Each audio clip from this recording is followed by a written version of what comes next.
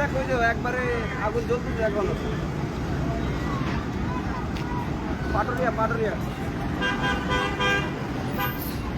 ঘাটে এই এমভি কেরামত আলী যে জাহাজটি অর্থাৎ ফেরিটি রয়েছে, সেই ফেরিটিতে কিন্তু কিছুক্ষণ আগে যানবাহন লোড করেছে। লোড করে ছাড়ার কিছুক্ষণ আগে মধ্যেই গাড়িতে ভয়াবহ আগুনের ঘটনা ঘটে।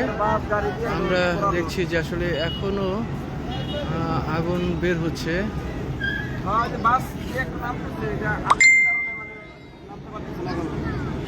যে গাড়িগুলো লোড করা হয়েছিল সেটি কিন্তু এখন আনলোড হচ্ছে।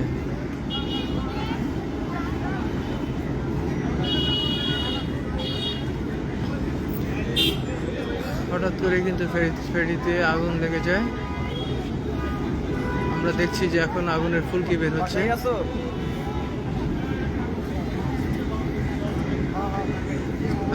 ফেরিটিতে যানবাহন লোড করা হয়েছে। কিছুক্ষণের মধ্যেই ফেরিটি ছাড়তো, ঠিক এমন সময় কিন্তু আমরা দেখছি যে হঠাৎ করেই ভয়াবহ অগ্নিকাণ্ডের ঘটনা ঘটে। এখন পর্যন্ত তারা আসলে নেভানোর চেষ্টা করছে ফেরি কর্তৃপক্ষ, কিন্তু এখন পর্যন্ত আগুনটি কিন্তু নেভানো যাচ্ছে না। আমরা দেখছি যে ফেরির মধ্যে এখনও কিন্তু গাড়ি রয়েছে। আস্তে আস্তে গাড়িগুলো আনলোড করার চেষ্টা করা হচ্ছে।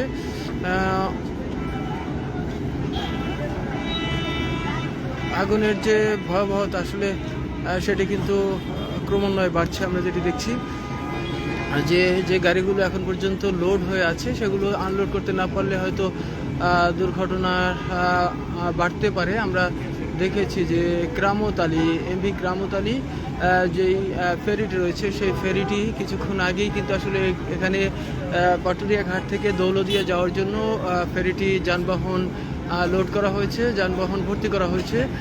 ঠিক যানবাহন ভর্তি করে ছাড়ার ঠিক কিছুক্ষণের আগেই কিন্তু আগ মুহূর্তে কিন্তু এই অগ্নিকাণ্ডের ঘটনাটি ঘটে।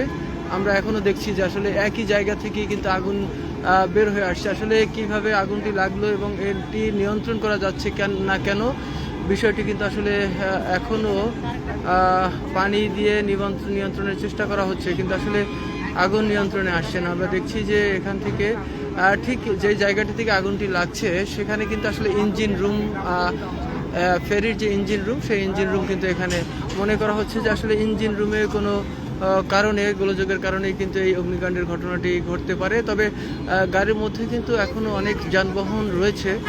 যে যানবাহনগুলো দূরপাল্লার যানবাহন, সেই যানবাহনগুলো ক্রমান্বয়ে কিন্তু আসলে বের করার চেষ্টা করছে, নিরাপদে বের করার চেষ্টা করা হচ্ছে।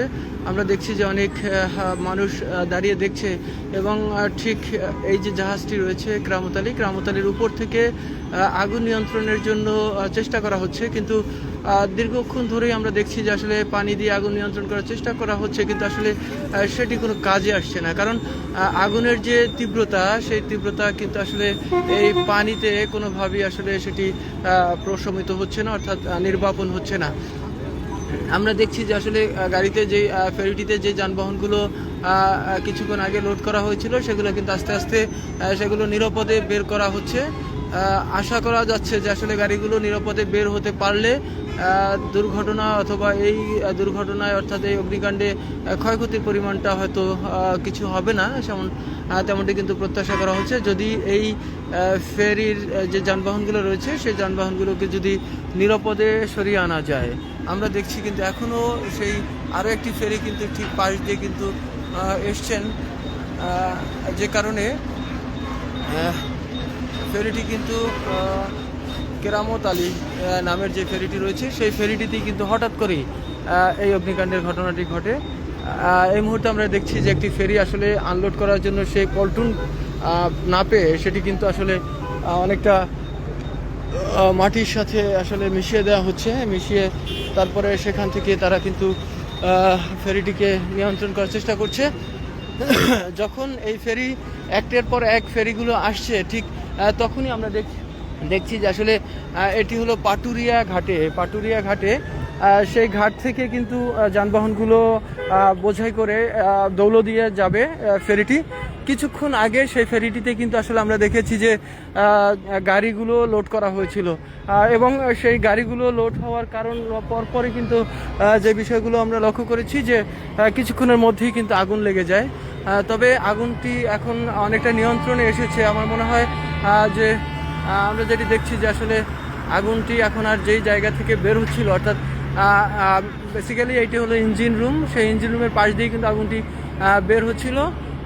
তবে ইঞ্জিন রুমের যে অ্যাডজাস্ট পাইপ আছে সেখান থেকে বের হয়েছে। তবে যে গাড়িগুলো ভিতরে লোড করা ছিল সেই গাড়িগুলো কিন্তু নিরাপদে অনেকটাই বের করা হয়েছে, যে কারণে হয়তো এই দুর্ঘটনায় কোনো ধরনের হতাহতের ঘটনা না ঘটার সম্ভাবনায় কিন্তু আমরা দেখছি কোনো রকম হতাহতের ঘটনা ঘটবে না প্রত্যাশা করছি।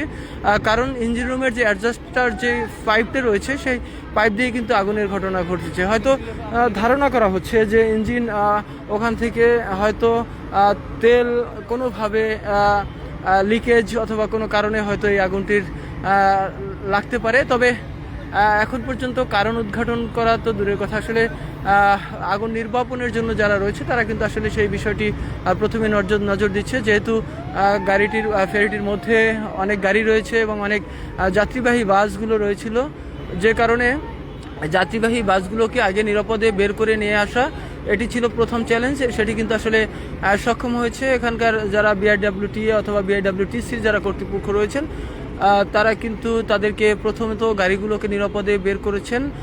এবং এখন যেটি দেখছি যে আসলে আগুনের যে তীব্রতা আমরা দেখেছিলাম এতক্ষণ, সেই তীব্রতা কিন্তু আসলে নিভে গেছে, হয়তো আগুন নিয়ন্ত্রণে এসেছে অথবা নির্বাপন করা সম্ভব হয়েছে।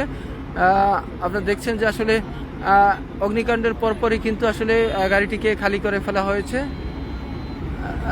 উৎসুক জনতা আমরা দেখছি যে আসলে তারাও বিষয়টি দেখছে, আসলে দূর থেকে কারোর কিছু করার ছিল না, কারণ আগুনের তীব্রতা ছিল আসলে অনেকটাই বেশি। তবে সবশেষ তথ্য হলো যে আসলে আগুন নির্বাপন করতে সক্ষম হয়েছে কর্তৃপক্ষ। তবে এখন পর্যন্ত তেমন কোনো জানমালের ক্ষয়ক্ষতির পরিমাণ আসলে আশা করছি যে কোনো ধরনের ক্ষয়ক্ষতি হয়নি।